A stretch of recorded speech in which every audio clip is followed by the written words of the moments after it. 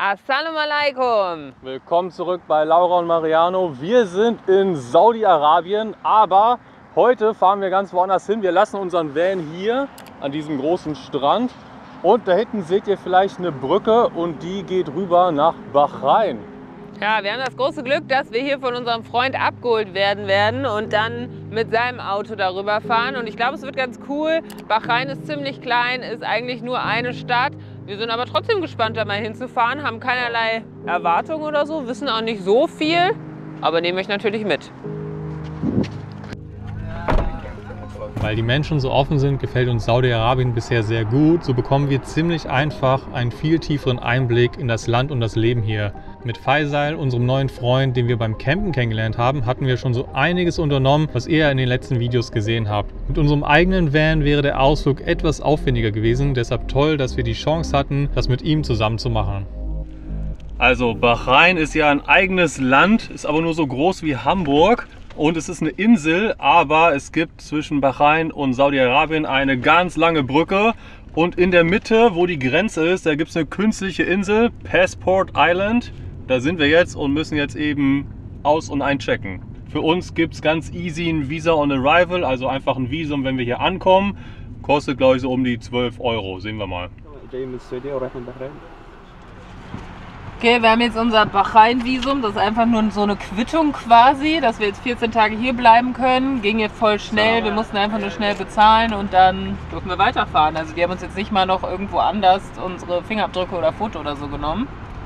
Vielleicht hatten sie die Infos auch alle schon von Saudi-Arabien im System oder so, man weiß es nicht.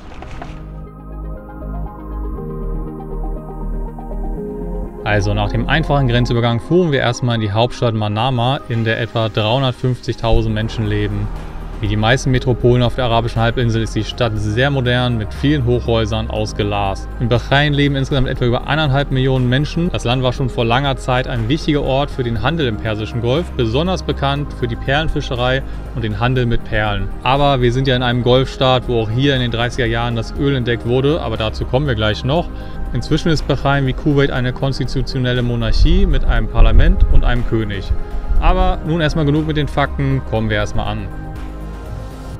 Okay, wir sind erfolgreich in Bahrain angekommen und sind natürlich völlig geflasht. Wir sind gerade im Finanzsektor, also dem Finance Harbor. Und ja, schöne Hochhäuser, irgendwelche Bötchen, alles sieht aus wie geleckt. Okay, ich habe es jetzt auch nicht anders erwartet, aber wenn wir dann wieder hier sind, dann ist es echt irgendwie krass. Aber ganz ehrlich, die Hafen City in Hamburg, wo wir zuletzt in Deutschland gewohnt haben. Wir haben in der Hafen City gewohnt. Nein, nicht in Hamburg, meine ich. Da, wo die Reichen und Schönen in Hamburg wohnen, sieht nicht so anders aus. Ich meine, da gibt es keine Palmen und das Wasser da ist ein bisschen grauer und nicht so blau. Aber so vom Gebäudestil her und so ist es nicht anders. Ich finde es schon sehr spannend, was unser Aufenthalt in Dammam und jetzt auch in Bahrain so mit mir macht, weil so Konsum wird einem ja sehr einfach gemacht, ne? Und alle um einen herum machen das ja auch. Also hier gibt es einfach 1000 fancy Cafés und alle fahren hier mit ihren coolen Autos rum und natürlich ist das Auto von unserem Freund auch ein bisschen bequemer als unser Auto, ne? Mit Klimaanlage, Automatik, geilem Soundsystem, muss ich jetzt nicht alles aufzählen. Ich glaube, ihr wisst, was ich meine. Aber ja, dadurch denke ich schon so, okay, lass uns alles über Bord schmeißen, ich will doch einen geilen Job, viel Geld verdienen und auch so ein Leben führen. Ob einen das dann langfristig glücklich macht, ist natürlich immer die Frage, aber vielleicht ist es ganz gut, wenn wir jetzt langsam mal weiterziehen und von diesem Glanz und diesem Konsum so ein bisschen wegkommen und wieder in die Wüste und in die Natur fahren und das auch wieder zu schätzen wissen dann.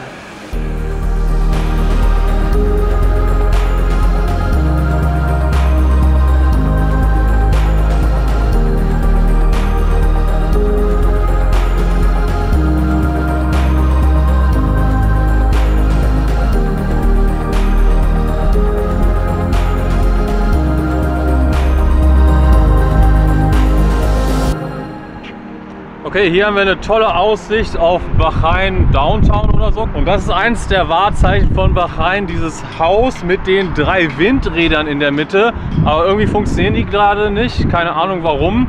Aber Bahrain ist ja auch eher dafür bekannt für Gas. Also hier gibt es kein Öl, sondern ganz viel Gas, weil in dieser ganzen Region hier gibt es halt ganz viele Öl- und Gasfelder. Und auch Saudi-Arabien hat hier in der Nähe ganz viele Offshore-Plattformen. Ja, und Das ist halt so der Reichtum von Bahrain.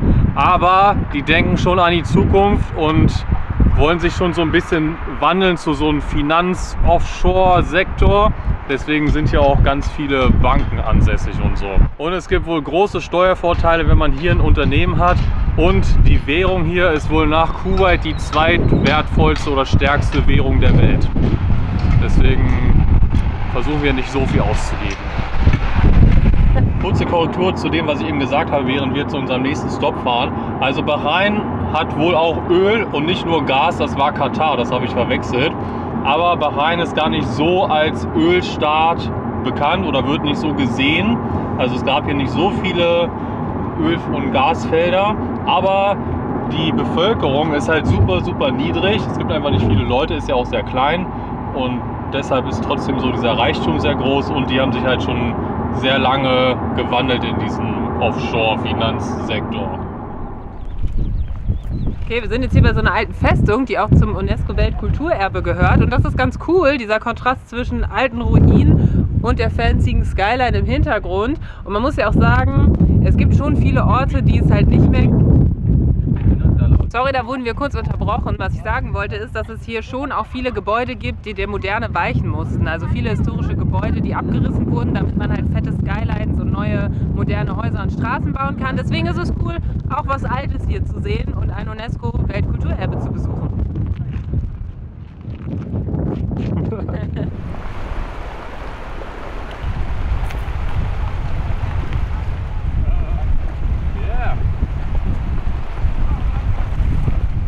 So, wir sind ja schon irgendwie 2 Wochen oder so in den Golfstaaten und jetzt haben wir es auch mal geschafft, ins Wasser zu gehen. Aber es ist noch recht kalt. Aber es gibt recht schöne Muscheln hier.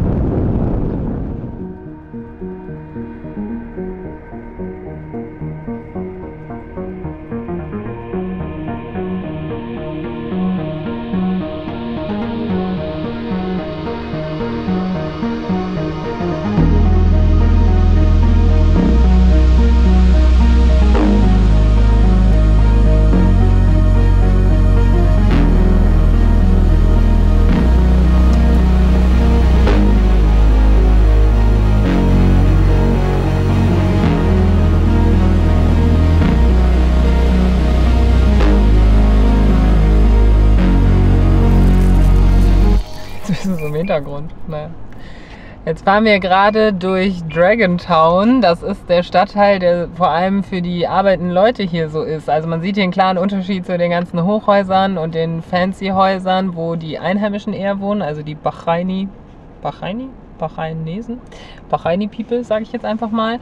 Und hier sieht man viele Leute aus Pakistan. Das erkennen wir an deren typischen Klamotten, die wir schon viel gesehen haben. Beziehungsweise vielleicht sind sie auch aus Balutschistan.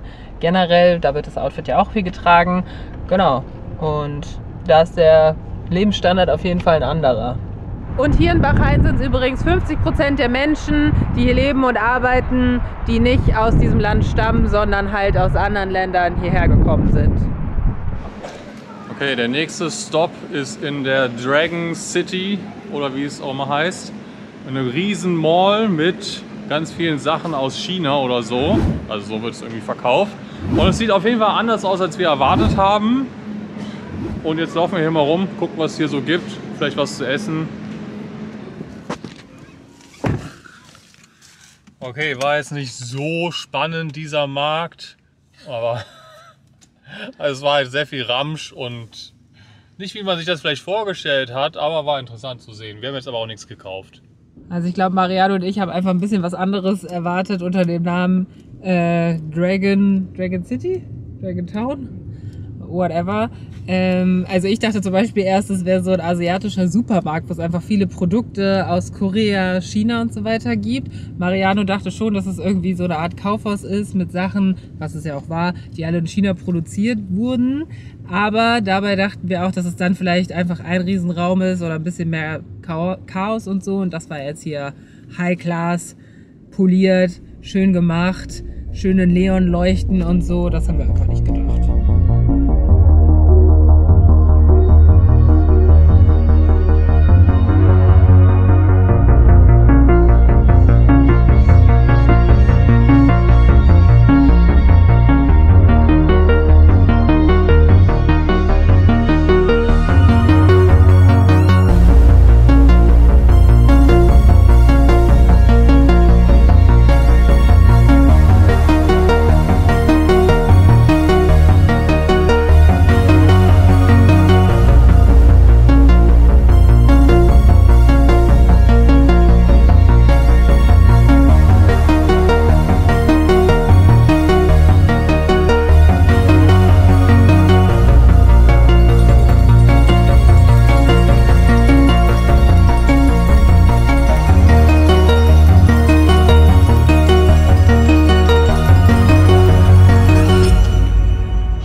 sind wir noch hierher gefahren, aber wir sind natürlich leider ein bisschen spät, deswegen hat es schon zu und wir konnten es nicht mehr besichtigen. Aber einige von euch kennen diesen Ort vielleicht aus dem Fernsehen. Das hier ist die Bahrain Formel 1 Rennstrecke. Aber wie gesagt, es ist zu und wir wissen auch gar nicht genau, ob das Rennen jetzt hier schon war oder wann das nächste ist.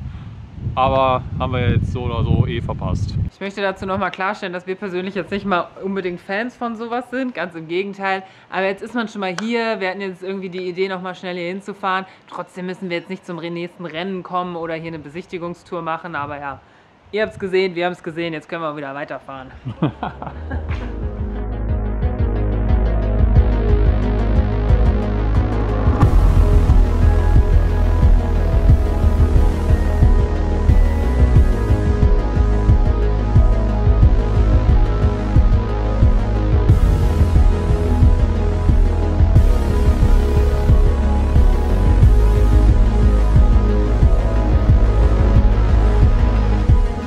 Jetzt am Abend laufen wir jetzt hier nochmal an dieser Promenade lang, die man ja Corniche hier nennt. Tolle Aussicht auf die Hochhäuser, alles ist beleuchtet. Richtig schön hier. Statt in ein teures Restaurant zu gehen, haben wir uns noch etwas Streetfood geholt. Wir haben schon öfter solche Plätze gesehen, wo sich ganz viele Foodtrucks sammeln und viele verschiedene Sachen anbieten. Aber nach dem Essen ging es auch langsam zurück nach Saudi. Es war ein spannender Tag und interessant, diesen kleinen Inselstaat zu sehen. Wir hoffen, ihr habt auch ein paar Eindrücke mitnehmen können. Für uns ging es zurück über die Grenze nach Dammam zu unseren Van, von wo wir dann im nächsten Video in ein krasses Abenteuer starten. Wir durchqueren die größte Sandwüste der Welt. Es wird echt ein kracher Video, super unterhaltsam und vielseitig. Schaut es euch an, es wird sich lohnen. Wir freuen uns, wenn ihr bei dieser spannenden Fahrt mit dabei seid. Also danke fürs Zuschauen erstmal und bis nächste Woche.